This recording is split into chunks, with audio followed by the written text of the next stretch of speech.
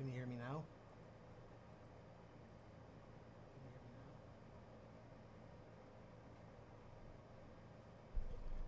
Alright. As long as the things are working fine now, I'm gonna start over from the beginning.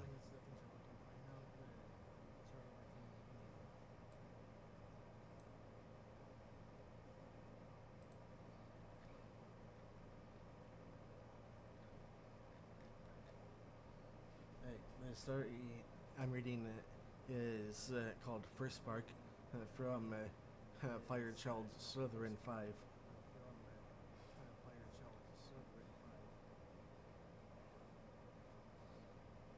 The commander knew the commander knew she couldn't sure to focus on the prismatic leap that Aurine had given her to find Gork and not hunt down every last aether blade that she could and slaughter them all. Each time seeing one, what they did to Lion's Arch came crashing back. The fires, the screams, the devastation that became of what happened to Lion's Arch. So many deaths. At times, each aether blade had Scarlet's face. Her haunting laughter echoing through the commander's ears, and the only way to make it stop is killing the aether blade. The commander raised her great sword with a great leap. A twist of her hips twirled around in a great arc, killing the aether blade brutes. A char that wore blue armor, without looking at the now corpse. The char's life now floated towards her, giving her energy for her shroud form. Her minions ran back to her, seeing their targets were now dead, circling her in a protective shield. One was missing. She knows that must have died during the attack after leaping onto the ship's deck. Her bone fiend, with a quick raise of her left hand, swirling of green light, a six-legged minion rose from the ground. Bone fiends render much of the devourer with her 6 legs. She needed to find Gork. They got out of the mist, a landmass that was seen in the far distance. Where in the world have they gone to? This isn't anywhere she remembers seeing on the maps. It was so green, so not near Alona. The commander took a deep breath, knowing that she was alone. The comms were down as nothing was received from the other end, other than static from Tangy. Wherever they appeared from the mist, it was very far from where they first started. The commander shook her head. She needed to focus. She could worry about where the aether blades took them later. Gork has to be here. The commander ran through the door on the ship, looking down the stairs, coming face to face with 2 aether blades. With a short command, the commander's minions charged forward towards the 2 aether blades. Their deaths were swift, their life force joining the rest of their comrades within her shroud form.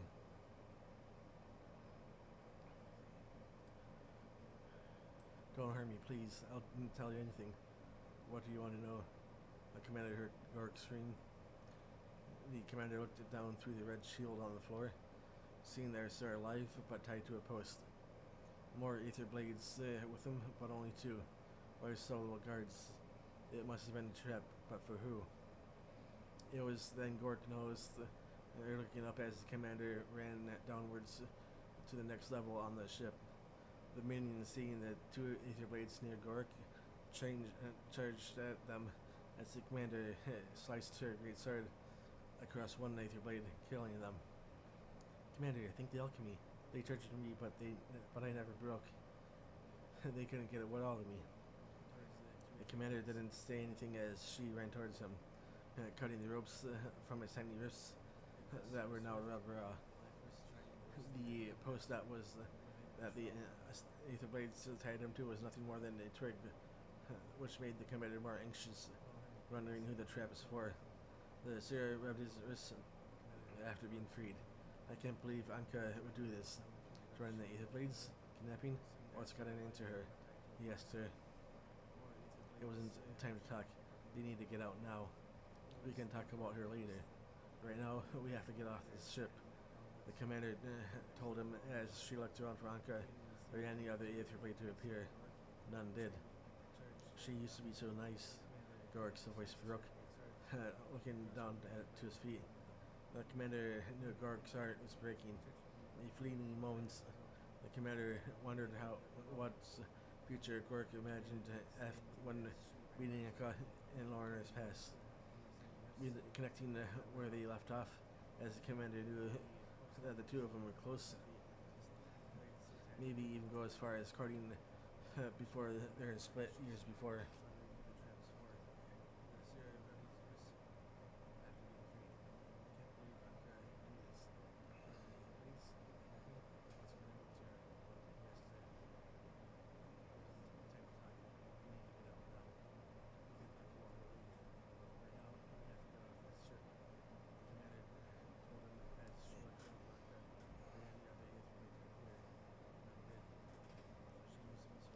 The radio comms was heard throughout the ship.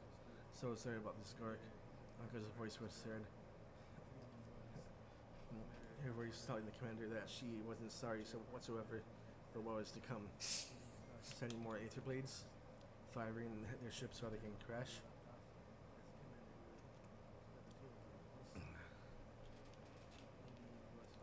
Whatever Gork was to her years before, there was nothing between them now. What had happened to them, to her in the mess?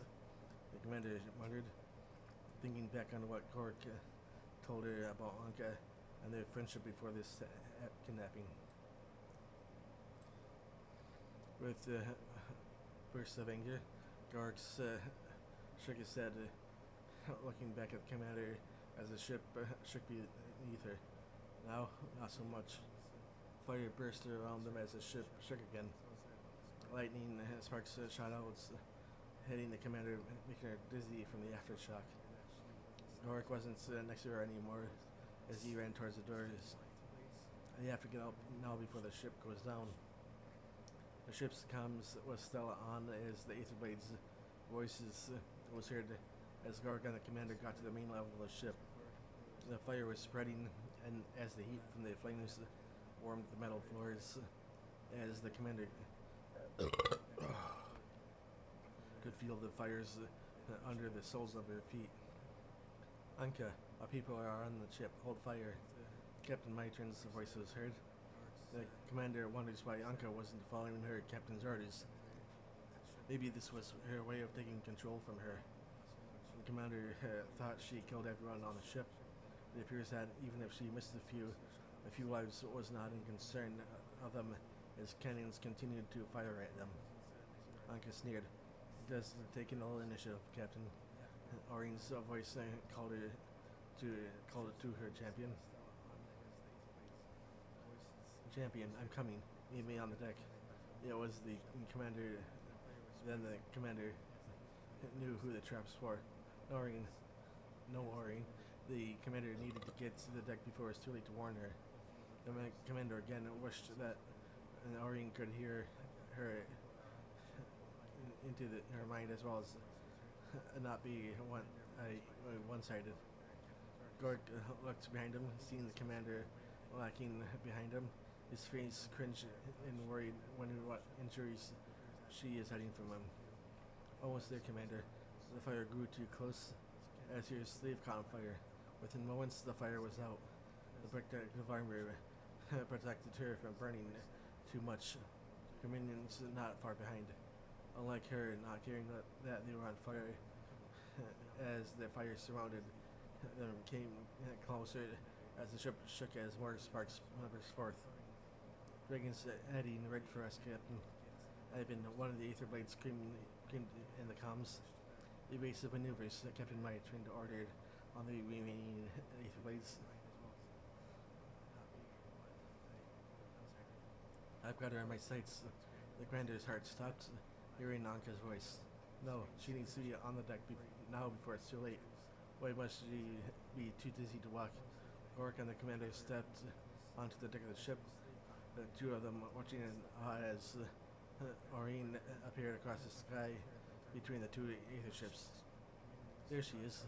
The commander notices something on the other ship, knowing that Anka is pointing whatever weapon they created at her. Don't do it, Anka, ordered Captain Maitrin. Anka ignored her as the burst of rainbow light came forth from the ship, hitting the great dragon square on the chest. Aurine screamed and shrieked as she tried to fly away but was unable to. Aurine, screamed the commander, just as quickly as what happened to Aurine. The attack stopped. Aurine pummeled into the ocean below. Aurine Gorg screamed as well as the great dragon fell from the sky. Anka, you disobeyed a direct order. Captain Maitrin yelled at the comms. Looks like the captain has lost her control over the troops. Anka, the commander, was rolling her eyes at Maitrin. There was a problem and I handled it. The ship did the biggest shake, forcing the commander onto her knees. Gorg took the look at the commander in horror. The sir's face was pale as she hugged himself. Commander, I think we're going down. The ship then did a sudden nosedive towards the ocean. There was nothing that they could do now but wait for the impact. The ship hit the ocean, but the impact was too great as the ship started to spout apart against the weight of and the salt water pushing at the seams of the ship. Commander recharged Gorg, wanting the two of them to be separated. Taking more than one force onto her body, over the tiny body into her grasp, water splashed down like a tidal wave, knocking them over and into the water. The weight in the ship sucked them into the water deep, sucked them far deep into the water, crushing them close to now ruined metals pieces that were once a ship. The commander felt something break as the water muffled his screams. The commander felt Herminians gasp as she felt their life force disappeared as they died. The impacting water was too much to take after they sustained as they escaped the ship from the fire. Everything went white as the commander felt searing pain burst from her, then it went black. The first thing that the commander heard was the soft ocean waves on the calming beach. The first thing she felt was pain on the sand digging into her bleeding wounds. She knew she broke something, so she reached into her backpack, thinking the six gods. She knows how ironic it was after killing the war god, as her backpack was still with her even after the crash. She didn't know if she would survive this. There was a possibility that when she fell back unconscious on the beach, she could easily drown when the high tide came before her friends found her. Dragons watched when they found her corpse, needed to know what happened so they could find Aurine. Taking a deep breath and gasping through the pain with shaking fingers, the commander curved into her diary. The fleet exited the mist to somewhere unknown, somewhere outside of Tiny's comms range. I found Gorg at last, tied up and in the process of being questioned. Anka bombarded our ship with cannon fire, so we fled to the ship's deck. We almost escaped with Aurine, but she was hit by a new aether blade weapon. The ship went down as Aurine fell from the sky, and my memory is hazy. I'm in a bad way, washed up on the beach somewhere. Recording this in case anyone from Dragon's Watch finds it. My eyes feel heavy. I need to rest.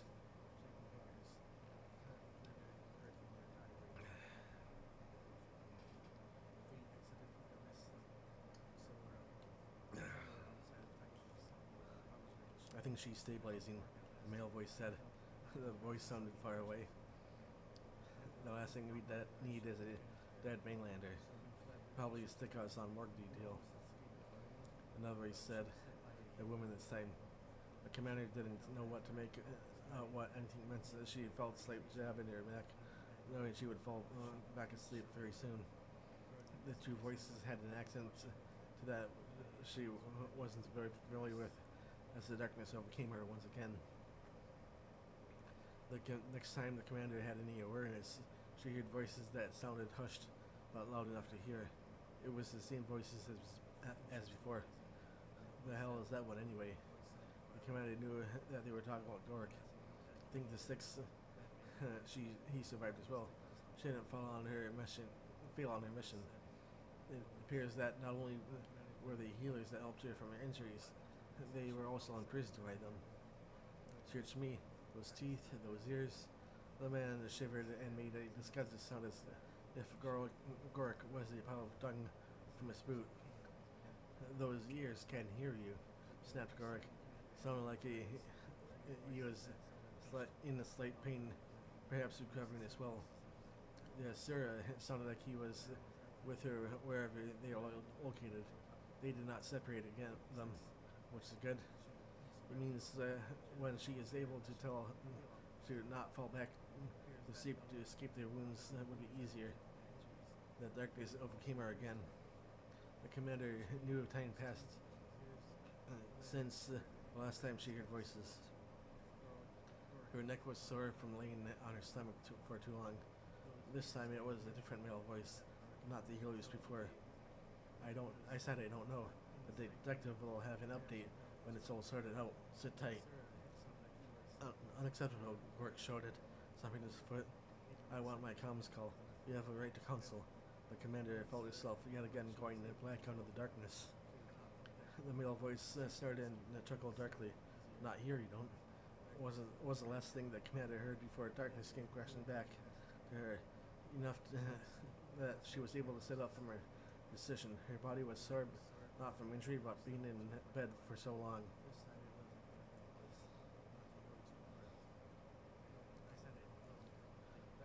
They were in a cell. Weirdly, it was all wood, which was strange as wood is easily broken. Next to the bed was a journal. The commander could see that it was written in Gork's handwriting. It was a book that the commander knew he didn't own.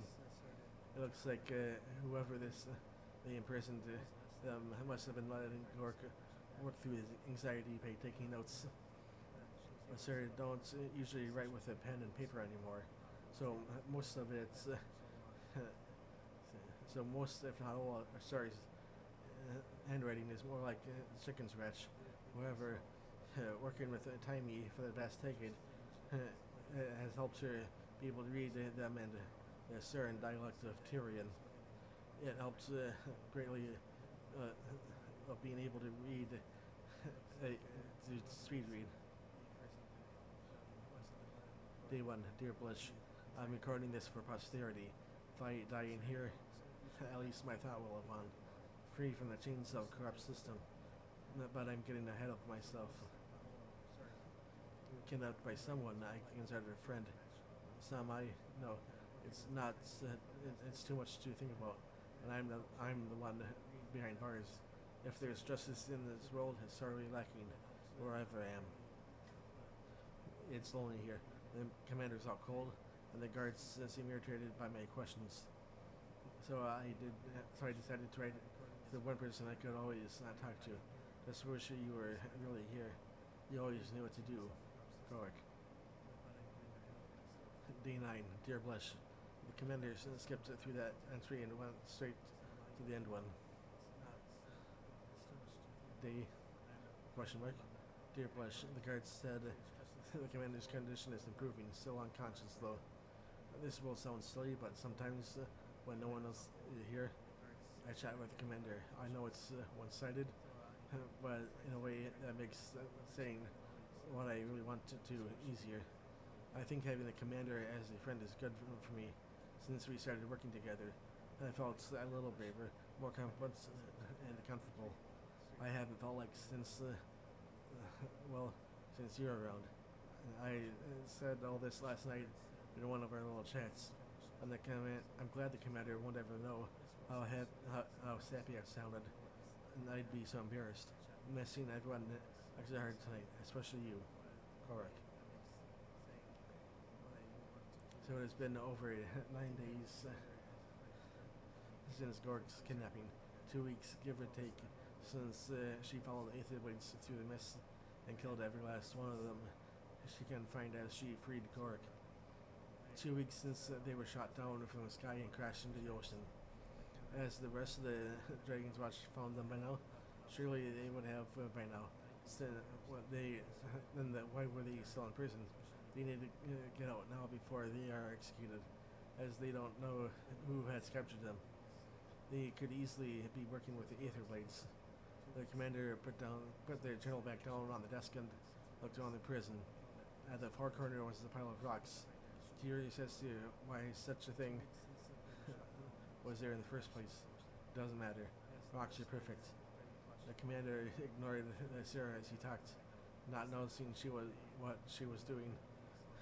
As Sarah started pacing, as she picked up the biggest rock from the pile, knowing that she was going to pick a table or a bench with it. You've been out for so much too. You won't believe where we slow down. Gork told himself as he stopped pacing the ground and centered in himself. Okay, first things first. We're in a pickle. There's a wooden bench. I can see that. She answered him as she dropped the large rock on the bench. As the plank of it snapped and fell onto the floor. Now, where are the keys so I can get out of this prison? The commander looked up across the wooden bars that trapped them. There they are. She gripped the plank onto her hands, and she carefully went to the bars, not wanting whoever was supposed to be watching them get alerted to what she was doing. After noon, I swore I'd never go back in. One time, the unfortunate misunderstanding. 2 times, started to question myself, Gart said. The keys were just out of reach of our arms. The commander scowled at her being so short, knowing that at being a 9-hour char, we'd be able to reach for it. The commander took the stick and used it to poke at the keys that hang on the wall so they would fall on the ground. It's still out of reach for her to take with her hands. Prison changes you. Gork gulped, thinking back on the first time in Amnoon. I'm not built for hard times, Commander. There's still so much to learn, so much science to be done. The commander reached for the keys with her stick, pulling them towards her, using one end of the stick into the key ring to drag it. It moved a little, but not enough, as it didn't have the best grip. She needs something else to get the keys with her stick. Maybe something else that was sticky. The commander looked around at the room, once again seeing more tables in the prison. There was a pile of bandages that would work now to get someone to get sticky. Never even got a chance to tell. I won't die in the cell. You hear me? I won't kill my body, but my mind is free. Gork went on as the commander took a roll of bandages into her left hand. It was the commander noticed the lukewarm bowl of food. She didn't know what it was, but it was smelly. She went to soak the bandages in the food. Okay, calm down, everyone. Think, scrap metal. If we find some, we can hone into a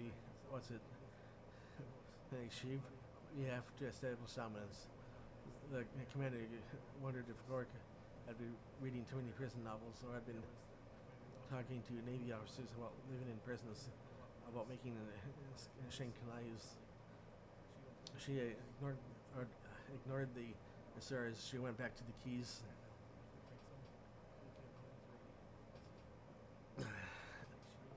Looking around for any guards. Seeing none, she rolled the now soaked bandages, sizing her aim. If her aim was true, then she could pull the keys with them. She rolled it as it covered the keys. Slowly, she started to pull the keys slowly, and the biggest, most intimidating inmate, and stab him into the carotid artery in front of the whole cafeteria. Oh, what if we do?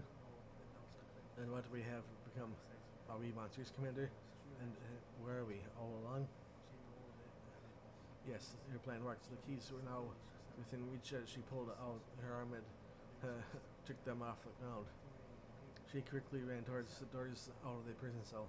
Hopefully one of the keys would unlock it.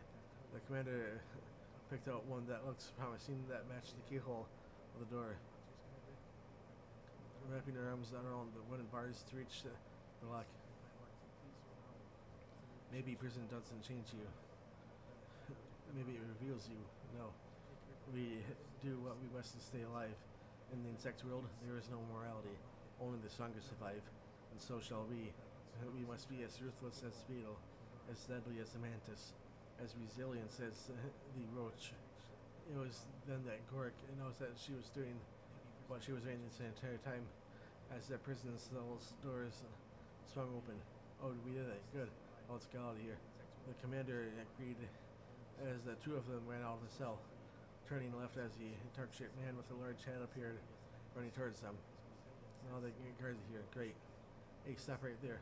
The big-headed man yelled at them. The commander and Gork stopped. The big-headed man stopped as well when they got in front of him. Looked at the two of them and they bewildered look. The man rubbed the back of his head. Well, this is awkward, he said. So they weren't attacked? Gork looked between the two. We needed some exercise, he said. Big-headed man rolled his eyes and sighed. David, I was on my way to let you out anyway. They've negotiated your release, he said. The commander watched the big-headed man with a curious look. Most people would know of her, and he doesn't. It was refreshing for someone to treat her like a normal person. Gorik was confused. They? Who's they? The commander knew that what big-headed man was talking about. It means that the Dragon Watch did find them, and by the looks of it, this man wasn't an ally to the Aetherblades. Thing 6. The man looked tired as he crossed his arms across his chest. Looked closer to the man. She wasn't able to figure out what profession he was. Big-headed man wasn't in any real heavy armor. Looks medium, but yet the weapon on his belt suggests he was either a warrior or an engineer of some sort. The man took another heavy sigh. Follow me. I know funny business. Are still in my custody. Officer, may I ask your name? Gork asked. He turned around, not looking back as if he was being followed or not. Rama, Detective Rama, he said. Gork said. Gork and the commander started following the human. Gork tiny legs made it difficult to follow at times, as the commander kept between herself and the Asura. Gork fiddled with his hands nervously. As they walked through the courtyard, there stood 3 guards in heavy red armor. One looked like a subspecies of Tengu that she had never seen before. Rama kept on walking into a nearby building before the commander could take a closer look at the other 2 guards. Detective, my name is Gork. I'm a Antimolo. Rama said again. The commander knew the man is the captain of some sort. With his title and the fact that Detective Rama was escorting them out of the prison cell himself, that she knew that each complaint that Gork had caused while she was unconscious for the past few weeks had been reported straight to him. Yeah, I don't need your life story. You washed up on my beach, gave me a crap ton of paperwork. The commander had to sympathize, knowing what a headache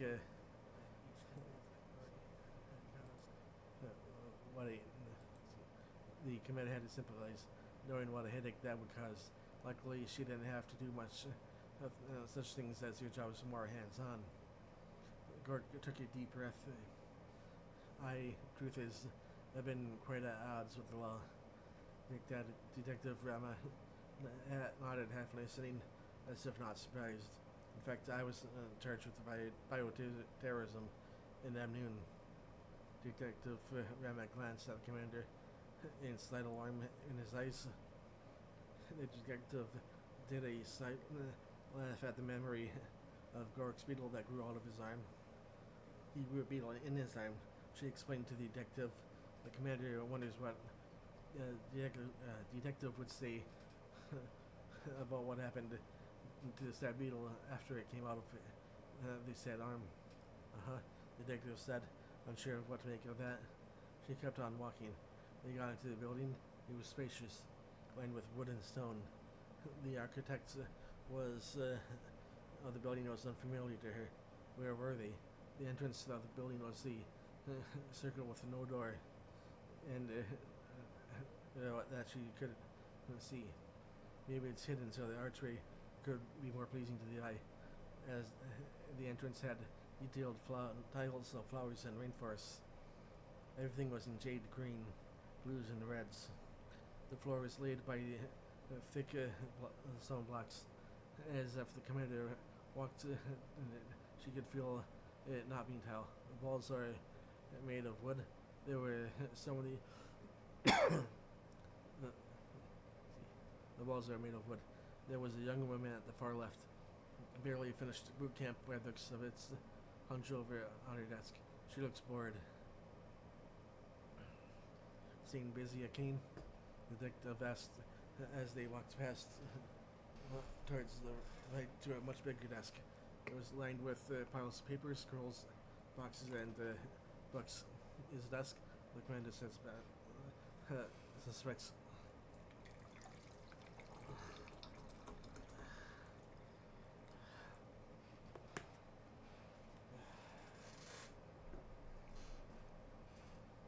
Quick water break.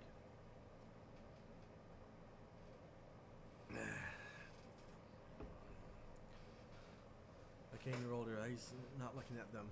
Best engine ship ever, she complained. The commander remembered over 10 years ago. Has it really been that long?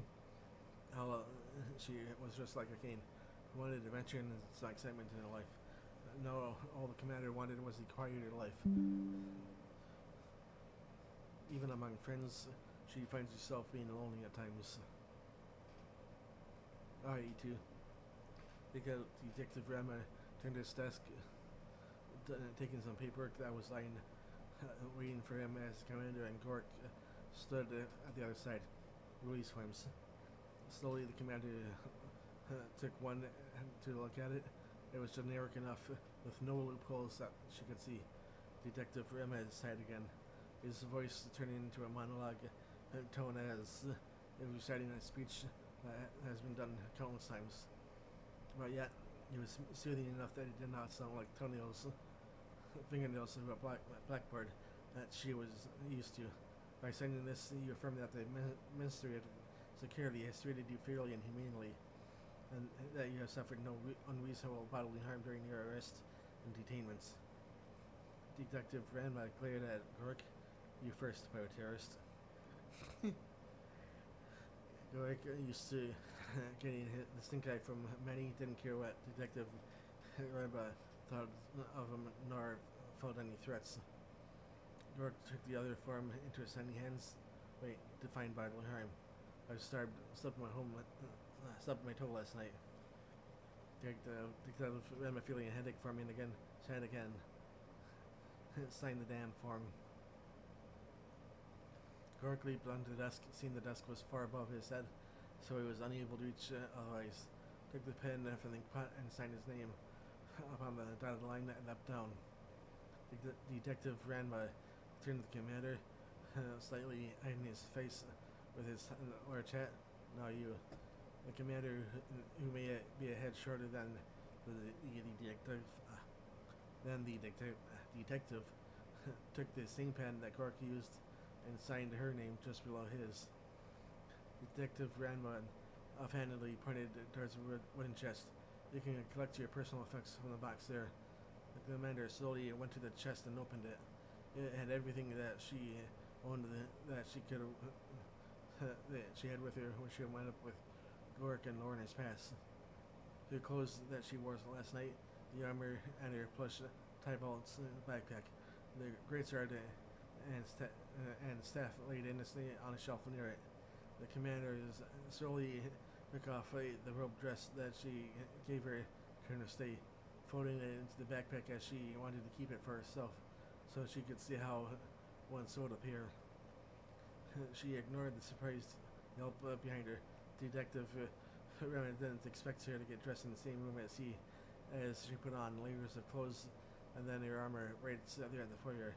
The commander smiled, seeing that her clothes and armor was also cleaned from the smoke, ash, and salt water that she knew was covered with it when they were found on the beach. Detective Ranma looked away when the commander turned after finishing getting dressed and getting her things. We hope you enjoyed your stay at the Xingji Detention Center. What did she say? Well, if you follow me. Akin hold on the fort. Without looking from what she was doing, looking through a book. Roger that.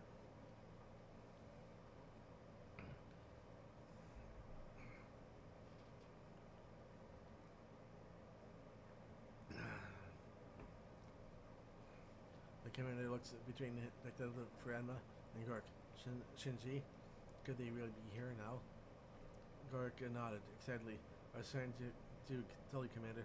The airship crash landed in Cantha. The Detective Furanma said, come for the water, stay for the hospitality. Been a while. Did you miss this? The commander knew about Cantha.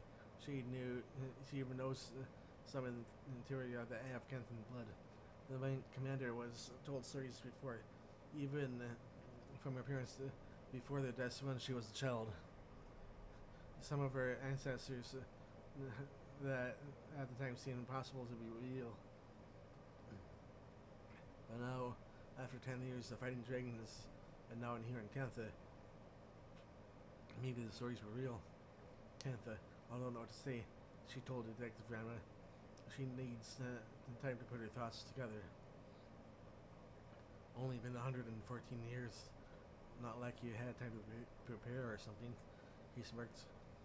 The commander fought off a laugh at that. It was true. As the commander and Gork followed the I have trouble with that word. Followed the detective. A jaded green golem was walking past. It wasn't like any other golem she had ever seen. Its main joints were metal, but everything else was some sort of bright green light. Gork gasped. What the alchemy is that? He asked. Detective Rama rolled his eyes. Security mech or something. He waved it off as if it was no big deal, and Gork wanted to follow and study it. Can't keep up with all the new tech. Gork, like much of, if not all of the Zara, didn't like it when someone had something more advanced technology than them, which means someone could be smarter than them. Curiously reminiscent of our golems. Has Cantha been trading with Radisson? He asked accusingly. Detective Rama stared at the Sarah with a sneer. The commander knew that man didn't like much like Gork. It took her some time to like him. She would admit, so it wasn't too surprising. Which part of we've been close to the outside world for over 100 years did he not understand? And we're here. Welcome to Cantha. The commander stood there, dumbstruck. It was so beautiful, more than all the stories she heard about Cantha in her young life. Nothing she can remember would paint the picture of what she sees. It was then that the commander decided.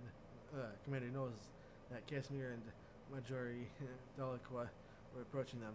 How long did they have to watch? How long did they watch her look around Xingji like that, excited, like an excited white child? The commander didn't care. It was breathtaking, and she suspected the two of them did like that, and the two of them did the same when they arrived, when they tracked them down. Pride and ambassadors awaiting for you. The commander looked at Detective Rama in surprise. It seems that Casimir got a new title when she was unconscious in prison. Good for her, and our Ministry of Security wants to speak with you after. Detective Rama bowed to the four of them. She noticed he lingered to her lungs before taking his leave. Why does she feel that she doesn't want him to leave? The commander spoke with her friends, but it appears that the accident is caused by another international instance. No wonder Detective Rama was so tense towards her. Casimir glared behind her, her upper lip fighting off a sneer. Commander, there will be time to catch you up, but that man wanted to speak with you. Whoever Minister Lee is, but is not a man to get on his bad side, as well as someone that she would not like. So nothing new. The commander nodded as she carefully looked across the courtyard and saw a tall, dark-haired man in heavy armor. Across the apparently the same that Detective Rama wore, and what the guards that she had been seeing around the building. The commander carefully approached the man, seeing that Detective Rama was off to the side, not looking at her as he kept his hands behind his back. "So, Minister Lee said, you're the commander I've been hearing so much about." Unlikely, the commander thought. The man looked at her as if she was fresh meat, but yet someone that she didn't want to go anywhere near her. The commander crossed her arms, glaring at the man. "I guess I am." "Lee." The minister sneered. "Lee." He introduced himself. "Minister of Security," as if the title makes him likable. "Under the agreement signed 20 minutes ago, you've been granted clemency."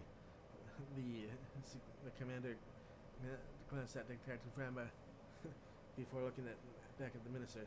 "I imagine I have what you think for that?" Minister Lee nodded.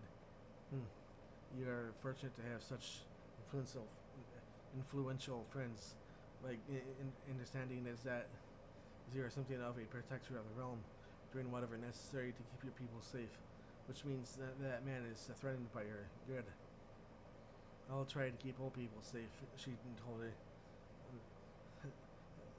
Old people, which now includes Kentha. "No pressure." "I see." "No, he doesn't. People like him never will. While it is my duty to keep the people of Kentha safe, a very good at my job, Commander." The commander knew it was a threat, but took a toe past the line he set, and she would no longer have clemency. "I don't doubt you are, Minister." The minister bowed to her, placing his right arm across his chest. "I must return to my duties. Welcome to the sovereign empire of Kentha." It was then that Detective Rama stepped forward. "Well, Commander, you're almost free of me, but there's one more thing we need to do before we can sign your release." "Wait, did she not do that as well with the clemency?" "Meet at the monastery training grounds as soon as you can." The commander agreed before they were able to talk anymore. The minister snapped at the detective's attention. "Rama, a word?" He ordered the two of them to start walking away. Detective Rama bowed to the commander before following the man. The commander started watching, then not knowing that she had a pretty good hearing as they spoke freely. "Minister, any updates on our Aether Blade situation?" The detective perked up at that word, Aether Blade, so they were still here.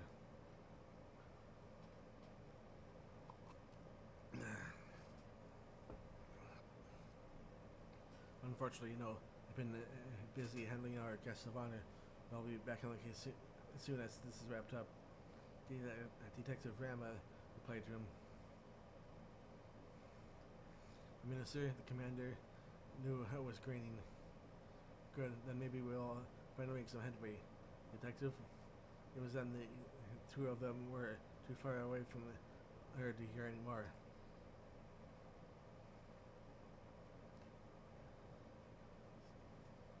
That was part one of the